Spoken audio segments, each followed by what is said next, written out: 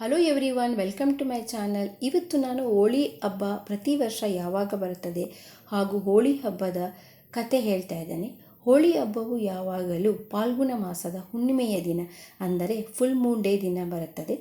ಇದು ಇಂಗ್ಲಿಷ್ ಕ್ಯಾಲೆಂಡರ್ನ ಮಾರ್ಚಲ್ಲಿ ಅಥವಾ ಕೆಲವು ದಿನ ಫೆಬ್ರವರಿಯ ಕೊನೆಯ ದಿನಗಳಲ್ಲಿ ಬರುತ್ತದೆ. ಕೆಟ್ಟದ ಮೇಲೆ ಒಳ್ಳೆಯದ ಜಯವನ್ನು ಸ್ಮರಿಸಲು ಹೋಳಿ ಹಬ್ಬದ ಮುನ್ನಾ ದಿನ ಹೋಲಿಕಾ ದಹನವನ್ನು ಆಚರಿಸುತ್ತಾರೆ. ಜನರು ಕಟ್ಟಿ ಹಾಕಿದ ಕಡ್ಡಿಗಳನ್ನು ಸುಟ್ಟು ದುಷ್ಟತನದ ಅಂತ್ಯವನ್ನು ಸೂಚಿಸುತ್ತಾರೆ. ಮುಂದಿನ ದಿನ ಜನರು ಬಣ್ಣಗಳಿಂದ ಆಟವಾಡಿ, ನೀರನ್ನು ಎರಚಿ, ಸಿಹಿ ತಿಂಡಿಗಳನ್ನು ಹಂಚಿಕೊಂಡು ಸಂತೋಷದಿಂದ ಹಬ್ಬವನ್ನು ಆಚರಿಸುತ್ತಾರೆ. ಹೋಳಿ ಹಬ್ಬದ ಮೊದಲನೆಯ ದಿನ ಹೋಲಿಕಾ ದಹನ. ಇದರ ಹಿಂದಿನ ಕತೆ ಹೇಳ್ತಾ ಇದ್ದಾನೆ. ಹಿರಣ್ಯಕಶಿಪು ಅಸುರರ ರಾಜ.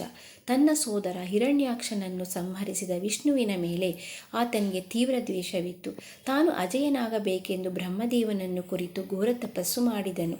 ಬ್ರಹ್ಮ ಪ್ರತ್ಯಕ್ಷನಾದಾಗ ಹಿರಣ್ಯಕಶಿಪು ನೇರವಾಗಿ ಅಮರತ್ವ ಕೇಳಿದನು. ಆದರೆ ಅದು ಸಾಧ್ಯವಿಲ್ಲದಿದ್ದಾಗ ಸಾವಿನಿಂದ ತಪ್ಪಿಸಿಕೊಳ್ಳಲು ಈ ಕೆಳಗಿನ ವಿಶಿಷ್ಟ ವರಗಳನ್ನು ಪಡೆದನು. ತನಗೆ ಮನುಷ್ಯರಿಂದಾಗಲಿ ಅಥವಾ ಪ್ರಾಣಿಗಳಿಂದಾಗಲಿ ಸಾವು ಬರಬಾರದು. ಹಗಲಿನಲ್ಲೇ ಆಗಲಿ ಅಥವಾ ರಾತ್ರಿಯಲ್ಲಾಗಲಿ ಸಾವು ಸಂಭವಿಸಬಾರದು. ಮನೆಯ ಒಳಗಾಗಲಿ ಅಥವಾ ಹೊರಗಾಗಲಿ ಸಾವು ಬರಬಾರದು. ಭೂಮಿಯ ಮೇಲಾಗಲಿ ಅಥವಾ ಆಕಾಶದಲ್ಲಾಗಲಿ ಮರಣವಿರಬಾರದು. ಯಾವುದೇ ಅಸ್ತ್ರ ಅಥವಾ ಶಸ್ತ್ರಗಳಿಂದ ಸಾವು ಬರಬಾರದು. ಈ ವರ ಸಿಕ್ಕ ಮೇಲೆ ತಾನೇ ದೇವರು ಎಂದು ಘೋಷಿಸಿಕೊಂಡು ಎಲ್ಲರೂ ತನ್ನನ್ನೇ ಪೂಜಿಸಬೇಕೆಂದು ಆಜ್ಞಾಪಿಸಿದನು. ಆದರೆ ಅವನ ಮಗ ಪ್ರಹ್ಲಾದನು ಮಹಾವಿಷ್ಣು ಭಕ್ತನಾಗಿದ್ದನು. ಅವನು ಪ್ರತಿದಿನವೂ ಶ್ರೀ ವಿಷ್ಣುವನ್ನು ಭಕ್ತಿಯಿಂದ ಪೂಜಿಸುತ್ತಿದ್ದನು. ಇದು ಹಿರಣ್ಯಕಶಿಪುವಿಗೆ ಸಹಿಸಲಾಗದ ವಿಷಯವಾಗಿತ್ತು. ಪ್ರಹ್ಲಾದನನ್ನು ಕೊಲ್ಲಲು ಹಿರಣ್ಯಕಶಿಪು ಹಲವಾರು ಪ್ರಯತ್ನಗಳನ್ನು ಮಾಡಿದನು. ಬೆಟ್ಟದ ಮೇಲಿಂದ ಉರುಳಿಸಿದನು, ವಿಷ ನೀಡಿದನು, ಆನೆಗಳಿಂದ ತುಳಿಸಿದನು.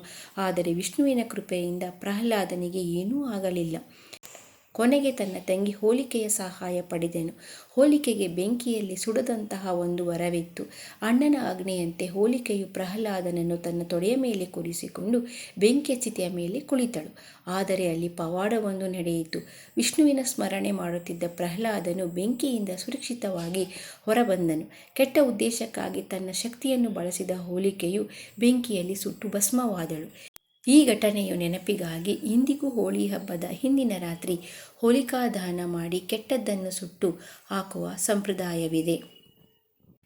ಹೋಳಿ ಹಬ್ಬದ ಎರಡನೇ ದಿನವಾದ ಧೂಳಿವಂದನ ಅಂದರೆ ಬಣ್ಣದ ಹೋಳಿ. ಇದರ ಹಿಂದಿನ ಕತೆ ಏನು ಅಂದರೆ, ಹೋಳಿ ಹಬ್ಬಕ್ಕೆ ಬಣ್ಣಗಳ ಸ್ಪರ್ಶ ಬಂದಿದ್ದು ಶ್ರೀಕೃಷ್ಣ ಮತ್ತು ರಾಧೆಯ ಪ್ರೇಮ ಕಥೆಯಿಂದ.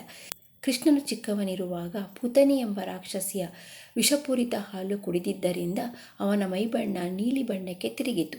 ತನ್ನ ಬಣ್ಣವನ್ನು ನೋಡಿ ಬೆಳ್ಳಗಿರುವ ರಾಧೆ ತನ್ನನ್ನು ಇಷ್ಟಪಡುವುದಿಲ್ಲವೇನೋ ಎಂಬ ಆತಂಕ ಕೃಷ್ಣನಿಗಿತ್ತು. ಆಗ ತಾಯಿ ಯಶೋದೆಯು, ನಿನಗೆ ಇಷ್ಟ ಬಂದ ಬಣ್ಣವನ್ನು ರಾಧೆಯ ಮುಖಕ್ಕೆ ಹಚ್ಚು, ಆಗ ಇಬ್ಬರು ಒಂದೇ ಬಣ್ಣದವರಾಗಿ ಕಾಣುತ್ತೀರಿ ಎಂದು ಸಲಹೆ ನೀಡಿದಳು. ಕೃಷ್ಣನು ಹಾಗೆಯೇ ಮಾಡಿದನು. ಈ ತುಂಟಾಟದ ಆಟವೇ ಮುಂದೆ ಲೋಕವಿಖ್ಯಾತ ಬಣ್ಣಗಳ ಹಬ್ಬವಾಯಿತು. ಹೋಲಿಕಾ ದಹನ ಕೆಟ್ಟದರ ನಾಶದ ಸಂಕೇತ. ಬಣ್ಣಗಳ ಆಟ ಪ್ರೀತಿ, ಸ್ನೇಹ ಮತ್ತು ಸಮಾನತೆಯ ಸಂಕೇತ. ಒಳ್ಳೆಯದು ಯಾವಾಗಲೂ ಕೆಟ್ಟದ ಮೇಲೆ ಜಯಿಸುತ್ತದೆ. ಭಕ್ತಿ ಮತ್ತು ಸತ್ಯ ಶಕ್ತಿಯುತವಾಗಿದೆ. ಹೋಳಿ ಹಬ್ಬದ ಸಂಪೂರ್ಣ ಕಥೆಯನ್ನು ನಾನು ನಿಮಗೆ ಹೇಳಿದ್ದೇನೆ.